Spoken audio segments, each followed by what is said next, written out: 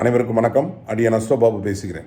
இன்னொன்று இந்த திருமண ஜாதகத்தை பார்க்கிற பொழுது ருதுவை ஜாதகத்தை வைத்து பார்ப்பதா, அதாவது அந்த பெண் ருதுவான பொழுது எழுதப்பட்ட ஜாதகத்தை வைத்து பார்ப்பதா அல்லது ஜனன ஜாதகத்தை வைத்து பார்ப்பதான்னு நிறைய பேருக்கு கன்ஃபியூஷன் இருக்கிறது.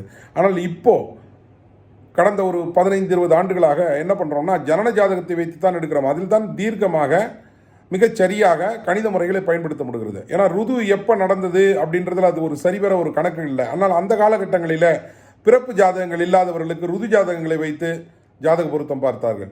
இப்போ தான் பிறப்பு ஜாதகங்களுக்கு எல்லாம் மெடிக்கல் சர்டிஃபிகேட்லாம் வந்தது. இதெல்லாம் கொஞ்சம் ரொம்ப காலங்களுக்கு முன்னால் ஒரு வீடுகளில் மருத்துவச்சி பிரசவம் பார்த்தவர்களுக்கு ஜாதகம் இல்லை அப்படின்னு அவங்க என்ன பண்ணுவாங்கன்னா, அந்த பெண்ணுக்கு ருது நடந்த அமைப்புகளை வைத்து ஜாதகம் பார்த்தார்கள்.